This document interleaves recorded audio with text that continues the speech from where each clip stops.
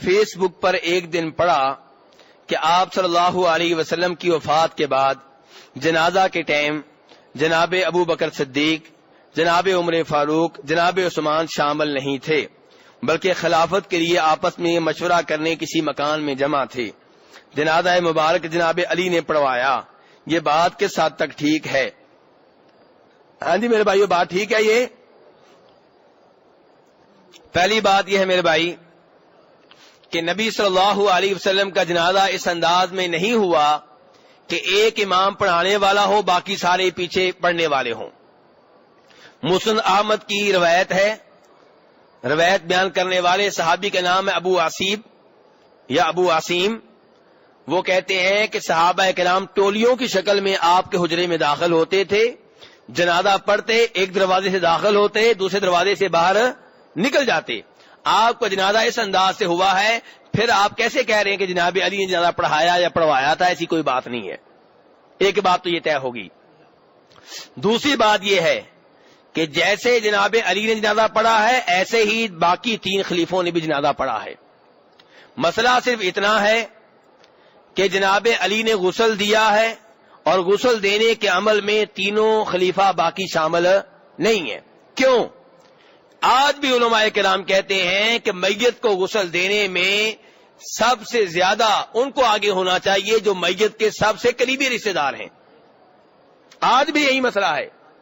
تو اس لیے آپ کو غسل دینے کے لیے سب سے آگے بڑھے آپ کے چچا عباس، اور چچا عباس کے 2 بیٹے، اور جناب علی جو چچا کے بیٹے بھی ہیں، داماد بھی ہیں، اور اسامہ ابن زید اور 2 غلام آپ کے۔ تو ان لوگوں نے غسل دیا جو آپ کے اس لحاظ سے سب سے قریبی تھے، اور کوئی مسئلہ نہیں ہے۔ اور اس موضوع میں بھی جناب ابو بکر صدیق کی دلچسپی رہی ہے، اس موضوع میں بھی ان کی دلچسپی رہی ہے۔ اس کی سب سے واضح دلیل یہ ہے کہ ترمذی شریف کی روایت ہے کہ جب آپس میں اختلاف پیدا ہو گیا کہ اللہ کے رسول کو کہاں دفن کرنا ہے، تو اس اختلاف کو حل کرنے والے کون تھے؟ جناب صدیق تھے۔ انہوں نے کہا کہ خود میں نے یہ حدیث سنی تھی اللہ کے رسول سے صلی اللہ علیہ وسلم سے کہ نبی کو ادھر دفن کرتے ہیں جدھر نبی فوت ہوا ہو۔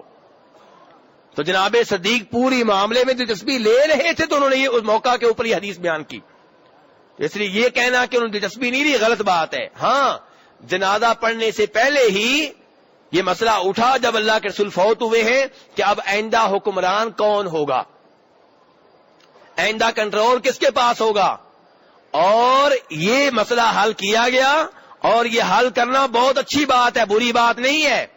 آج بھی آپ دیکھتے ہیں جو ہی کوئی بادشاہ فوت ہوتا ہے، وزیر اعظم فوت ہوتا ہے، کوئی صدر فوت ہوتا ہے، فوری طور پہ اگلے ہی منٹ میں اس کا نائب بناتے ہیں۔ ایسا ہے کہ نہیں ہے؟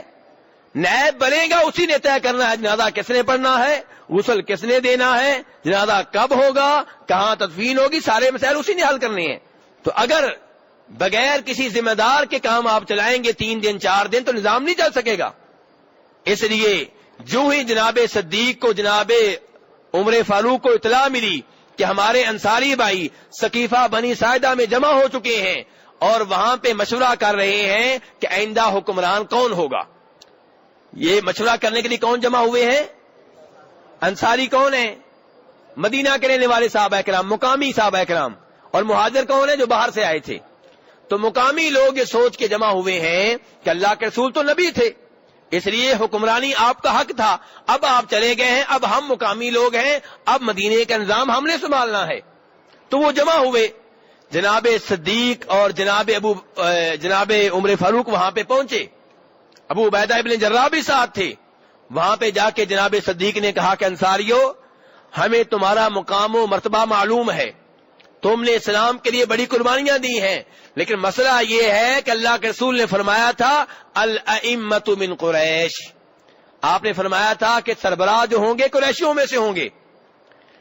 تو جناب صدیق نے کہا اس لیے یہ عمر میرے پاس کھڑے ہیں، ان کو خلیفہ مقرر کر لو، ان کی بیعت کر لو۔ عمر فاروق نے کہا نہیں، حکمرانی کا حق اسے ہے کہ اللہ کے رسول جب فوت ہوئے جس کے اوپر مکمل طور پہ راضی تھے، اور وہ کون ہے؟ جناب صدیق۔ جناب عمر فاروق نے جلدی سے ان کی بیعت کی، ان کو دیکھ کے باقیوں نے بیعت کی، اور پھر جناب صدیق کو خلیفہ مقرر کر دیا گیا. تو یہ تو کہانی ادھر ہی ختم ہو گئی. اب یہ تو نہیں ہے کہ کوئی ووٹنگ ہوتی رہی ہے, کوئی ووٹ مانگنے جاتے رہے ہیں, کسی کے گھر میں جاتے رہے. یہ تو کہانی 5-10 منٹ کا, گھنٹے کا, 2 گھنٹے کا واقعہ ختم ہو گیا. اس کے بعد ایسا نہیں ہے کہ جنازے میں یہ معاملہ رکاوٹ ہو یا غسل دینے میں یا کفن دینے میں. نہیں, یہ معاملہ نہیں ہے, بالکل ایسی بات نہیں ہے. بلکہ آپ کو معلوم ہونا چاہیے کہ جب جناب صدیق کو یہ اطلاع ملی کہ اللہ کے رسول فوت ہو گئے ہیں, فوری طور پہ مدینہ آئے. پہلے باہر گئے ہوئے تھے, سیدھے جناب عائشہ کے حجرے میں آئے, آپ کے چہرہ انور سے چادر ہٹائی اور وہاں پہ بڑی پیار و محبت سے بوسہ دیا, اور پھر کہا طبت بأبی انت و امی طبت حیا و میتا. اللہ کے رسول آپ پہ میرے ماں باپ قربان ہوں, آپ جب زندہ تھے سب سے بہتر تھے, فوت ہو گئے ہیں سب سے بہتر آپ ہی ہیں. تو آپ سے پیار و محبت کا اظہار کیا ہے. اور پھر جناب عمر فاروق جب یہ نہیں مان رہے تھے کہ اللہ کے رسول فوت ہو گئے ہیں, جناب عمر فاروق یہ دعویٰ کر رہے تھے کہ اللہ کے رسول فوت نہیں ہوئے, آپ اللہ تعالیٰ سے ملنے کے لیے گئے ہیں, واپس آئیں گے, ان منافقوں کی گردنیں اتاریں گے جو کہتے ہیں اللہ کے رسول فوت ہو گئے ہیں, بالکل ایسے ہی جیسے موسیٰ علیہ السلام طور پہاڑ پہ گئے تھے. تو جناب صدیق نے یہاں پہ ہمت کا مظاہرہ کیا, تحمل بردباری کا مظاہرہ کیا, عظیم قیادت کا اور لیڈرشپ کا ثبوت دیا. آج کل کے لیڈر کیا کہتے ہیں, جدھر پبلک ہو ادھر ہو جانا چاہیے, جو پبلک کہے وہی ٹھیک ہے. صدیق نے کہا نہیں نہیں نہیں نہیں, پبلک کے پیچھے نہیں, قرآن و حدیث کے پیچھے. ممبر پہ چڑھ گئے اور کہا من کان یعبد محمدا فإن محمدا قد مات ومن کان یعبد اللہ فإن اللہ حی لا یموت. کہ جو عبادت کرتا تھا جناب محمد کی صلی اللہ علیہ وسلم, تو جناب محمد فوت ہو چکے ہیں. کیا لفظ بولا ہے جناب صدیق نے؟ مات, موت کا لفظ بولا ہے. ومن کان یعبد اللہ, اور جو اللہ کی عبادت کرتا تھا, فإن اللہ حی, اللہ تعالیٰ زندہ ہے, لا یموت, اللہ کے اوپر کبھی موت نہیں آئے گی. اب یہ تھے ذاتی الفاظ جناب صدیق کے, یہ الفاظ ہیں ذاتی جناب صدیق کے, قرآن کے الفاظ نہیں ہیں. اس لیے جناب صدیق نے اس کے بعد اس کی تائید میں قرآن پاک کی آیت پڑھی, انک میت وانہم میتون افإن مات او قتل انقلبتم علی اعقابکم. وہ 2 آیتیں پڑھی جن میں آپ کے فوت ہونے کا ذکر ہے. جب یہ آیتیں جناب فاروق نے سنی زمین پہ گر گئے, کیونکہ یقین ہو گیا کہ اللہ کے رسول فوت ہو گئے. اور اسی دن اسی وقت صحابہ کرام کا اتفاق ہو گیا, اجماع ہو گیا کہ واقعی اللہ کے رسول فوت ہو گئے ہیں. امت کا اتفاق ہو گیا اس بات پہ کہ اللہ کے رسول فوت ہو گئے.